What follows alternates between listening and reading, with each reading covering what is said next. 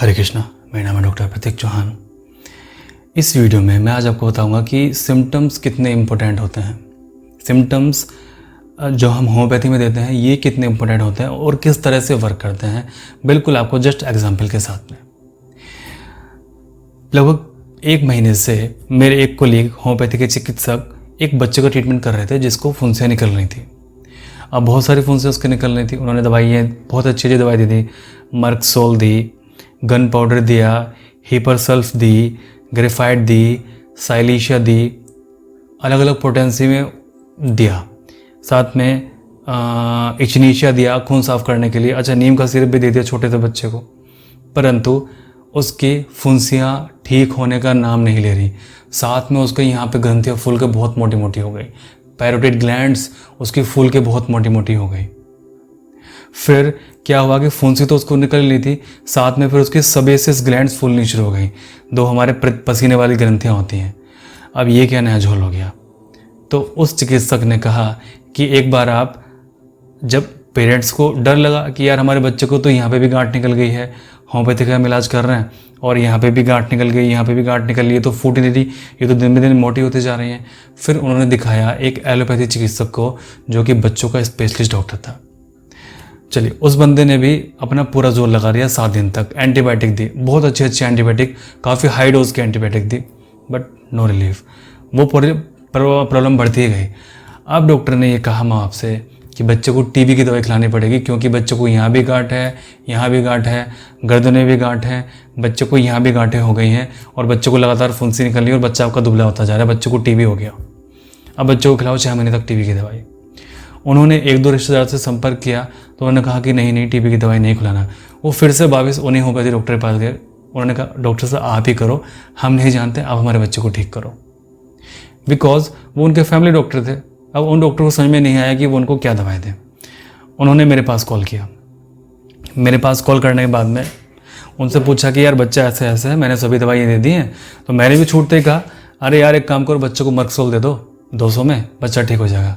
कहता जी दे दी मैंने, नहीं ठीक हुआ। मैं कहा अच्छा यार ठीक नहीं हुआ। अच्छा साइलिशिया 1 में आपने दिया? दे दिया जी, नहीं ठीक हुआ। ओके यार एक काम करो, बच्चे को मेरे पास में आप भेज दो। उन्होंने बच्चे को मेरे पास में भेजा। बच्चे की कंडीशन ये थी जब बच्चा मेरे पास में आया था, ठीक है, क्योंकि बच्चे का जो कंडीशन थी वो लगातार बढ़ती जा रही थी, दिन दूनी रात चौगुनी तरक्की कर रही थी। जब मैंने बच्चे की हिस्ट्री ली तो पता लगा कि बच्चे को पहले चोट लगी थी और चोट लगने के बाद में सभी कुछ ही आया। और चोट लगने पर हम देते हैं आमतौर पे अर्निका, और अर्निका के बहुत अच्छा सिम्टम है कि दाने जो फुंसियाँ जो निकलती हैं वो छत्तों के रूप में निकलती हैं। और जब मैंने बच्चे की हिस्ट्री ली तो पहले फुंसियाँ छत्तों के रूप में निकली थी, यहाँ दाना वहाँ दाना, बिल्कुल पास पास में। वाली पिक्चर मेरे पास में अभी नहीं है क्योंकि वो तो जा चुकी, वो कंडीशन जा चुकी।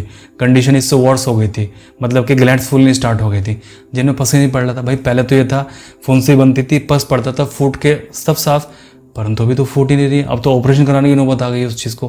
अब तो ग्लैंड्स फूल गई, अब तो टीबी की दवाई खिलाने की नौबत आ गई है, और टीबी की दवाई से नहीं गई तो बच्चे को ऑपरेशन करना पड़ेगा। हद हो गई यार। एंटीबायोटिक भी खाली होम्योपैथी पे खाली नहीं जा रहा। मैंने कहा यार ये लो अर्निका इससे जाएगा। 24 घंटे को उन्हें टाइम दिया। 24 घंटे बाद आए, डॉक्टर साहब नहीं ठीक हुआ यार।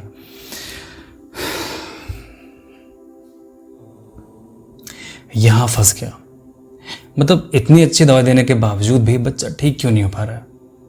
इतना अच्छा सिम्टम मिला, चोट लगी, अर्निका कवर करता है, छत्तों के रूप में फुंसी निकल रही है, अर्निका कवर करता है, बच्चों को चोट लग रही रहती है, अर्निका कवर करता है, ठीक क्यों नहीं हो रहा है यार।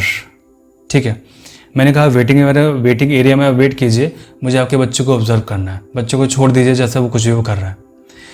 तो मैंने देखा लगभग वो मेरे क्लिनिक के वेटिंग एरिया में 2 घंटे वो बैठे रहे। मैं बाकी पेशेंट देखता रहा, ऑनलाइन पेशेंट से बात करता रहा, साथ में मेरी नज़र बच्चे भी रही, बच्चा वो क्या कर रहा।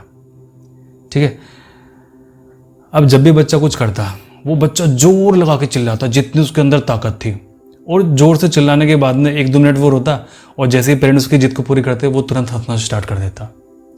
ये उसने क्लिनिक के अंदर 1.5-2 घंटे के अंदर कम से कम 5-6 बार किया।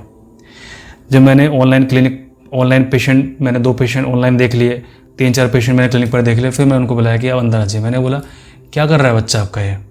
उसने कहा जी ये तो ऐसे ही कर रहा है पिछले महीने से, इसको तो 1.5-2 महीने हो गया ऐसे करते करते।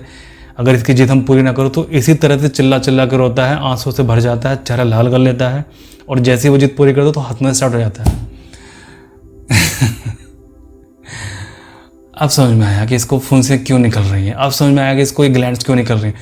बहुत बड़ा साइकोलॉजिकल रीज़न होता है इसके पीछे। ठीक है, मैंने फिर सिम्टम्स निकाला बच्चे का इस तरह का, और उसको मेडिसिन दी सीना। फिर मैंने उनसे पूछा कि क्या बच्चा नाक आँख खुजाता रहता है? उन्होंने कहा कि हाँ जी बिल्कुल खुजाता रहता है। ठीक है, मैंने बोला अक्सर कब खुजाता है? कहते जैसे हम खाना खिलाने इसको बैठते हैं, इसके जितने भी ऑरिफाइस हैं सबसे खारिश आनी स्टार्ट हो जाती है, जैसे लैट्रिन के रास्ते से, आँख से, कान से, नाक से, मुंह से, हर चीज़ में खारिश आनी शुरू हो जाती है, और ये बच्चा और पीछे खुजाना स्टार्ट। ठीक है, सीना मैंने इनको दिया, मैंने कहा जी 24 घंटे बाद आइए। सीना देते के साथ ही ये जो पहला वाला ग्लैंड्स थी छोटी वाली, वो दबनी शुरू हो गई। पता लगा मुझे दवाई ठीक है बिल्कुल। फिर मैंने यही रिपीट किया, फिर उनको बुलाया, और 7 दिन बाद ना तो बच्चे कोई सिंगल फुंसी निकली, और अब बच्चे की स्थिति ये है, और बच्चे की ग्लैंड्स भी वो आधी हो गई है। तो ये महत्ता होती है सिम्टम्स की, ये महत्ता होती है कि आप हमें कितना अच्छे से बता देते हो। ज़रूरी तो अच्छे से अपने सिम्टम्स को बताना, और अच्छे से हम उसको देख सकें, ऑब्जर्व कर सकें, ये चीज़ बहुत इंपॉर्टेंट है। ओके, चलिए आप मुझे बताइए कि ये कैसा लगा आपको ये चीज़ सुनना, और आप चाहोगे तो मैं ऐसे लेके आता रहूँगा आप लोगों के लिए। परमात्मा सभी का भला करे।